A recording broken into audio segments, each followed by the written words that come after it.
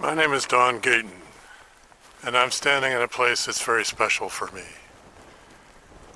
I'm standing amongst bluebunch wheatgrass, rough fescue, balsam root, and rabbit brush. In the near distance is the Trout Creek Ecological Reserve, which is a place for refuge, for contemplation, and for science. In the far distance is the Penticton Indian Reserve. And then as I sweep around to the south, that's the deeply incised Trout Creek Canyon down below. And then to the southwest is this unusual formation that the locals call Crater Mountain. And then in the far distance, you can just see a bit of Okanagan Lake. But strangely enough, right down below me is a golf course. It's normally very quiet on this hillside, but once in a while you hear two four-letter words shouted from the golf course. They both start with F, and one of them is for. Special. This is what I call the touching rock. It's a glacial erratic pushed here from God knows where by a massive ice sheet back in the Pleistocene age. The rock itself is a kind of speckled granite, but it's also covered with tiny green and brown and black lichens. The complex tapestry made by the stone surface and by the lichens is truly something to behold. Whenever I pass by this rock on my way to the Ecological Reserve, I stop, I put my hand on the rock for a while. I'm not sure why I do this, but it just feels right. It's one of the rituals I have created for my personal religion, a religion I call honky, agnostic, land-based, science-infused mysticism. It is a work in progress. So, on to the Ecological Reserve, where I've been doing ecological monitoring for about 10 years now. The ER is a great place to look at vegetation succession, since there are no obvious human disturbances. No cattle, no ATVs, no campers, no hunters, and no mountain bikers.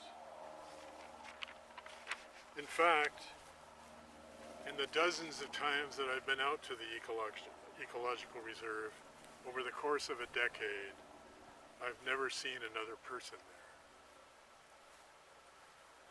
So one of the things that I do is study the history of fire on the Ecological Reserve. I do that by looking for old fire-scarred trees and stumps and counting the annual rings to figure out when the fires occurred. It's a fascinating process called dendropyrochronology, and I have an example here of what we call a tree cookie, and this is a cross-section of a fire-scarred tree. The fire came through the Ecological Reserve. It burnt through the bark of this tree, but it didn't kill it. It left this scar, this opening here, and then the tree continued to grow and actually tried to close up that scar. So what I do is I can count back from the bark to the fire scar and determine the year, and sometimes I can even determine the season of the fire.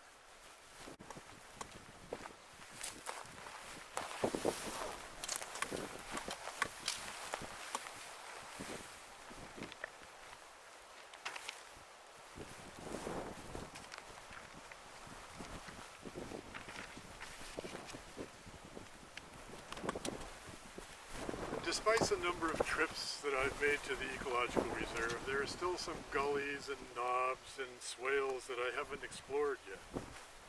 There's very little level ground on this Ecological Reserve, so my focus tends to be on the ground directly in front of me, so I don't step on a loose rock or a cactus or a rattlesnake. The presence of these snakes encourage what I call active listening, particularly through July and September when they are out and about and the grass is deep. Brushing past a dry balsam root leaf can give you a start, but a mature death camas, which keeps its loose seeds within dry pods, can sound exactly like a snake rattle. The tell is if the rattle stops when you instantly freeze, but a snake rattle will continue for a few seconds.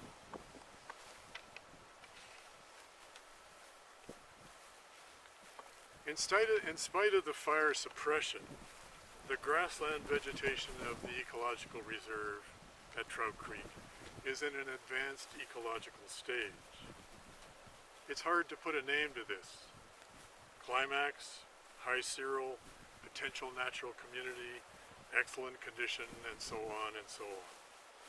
The difficulty in terminology is a reflection of our ambiguity about ecological succession. Is it linear? Is it branching? Is it circular? How far does it go? Is there an end point? Is there only one trajectory, or is there many? And how long is each stage? And do our theories need to be adjusted based on climate change? In the end, though, the understory vegetation of the Ecological Reserve can be said to be relatively simple but highly evolved. It's composed of a couple of dominant shrub bunchgrass species, a scattering of broadleaf plants and shrubs. Some invasive plants are present, but they're not abundant, and a few rare plants are found. The conifer overstory is scattered ponderosa pine plus a few Douglas fir. But this overall simplicity hides a great deal of resilience and stability and stored carbon.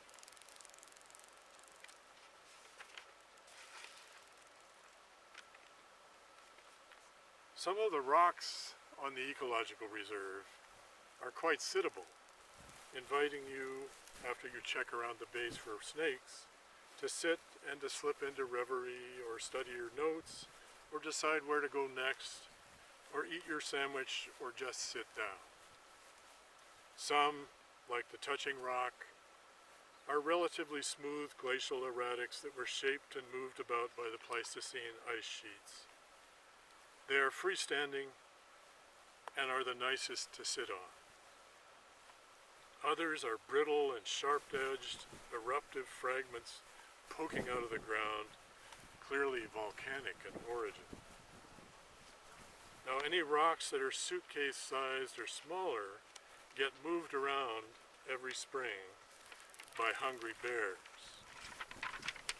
that are looking for ants. And then up at the very top of the Ecological Reserve's steepest terrain is an unsittable and even unwalkable scree slope of broken rock. Now, all of these fierce and unchanging rock types are in mute contrast to the slow and elegant dynamism of their companions, the trees, the shrubs, and the grasses. My second favorite rock, after the touching rock, stands about head high and is a heavily fractured conglomerate that looks like it came out of a volcanic oven too soon. There's a shallow basin on the top of the rock, and growing out of it is a healthy, mature Saskatoon shrub. Now, who knows how many eons of lichen disposition, ashfall, and wind-blown silt it took to create a niche for this Saskatoon. No doubt its roots have found bits of water and nourishment deep in the fractures of the rock. But somehow, this shrub and its rock bring together the disparate worlds of geology, botany, and botany into one inspiring whole.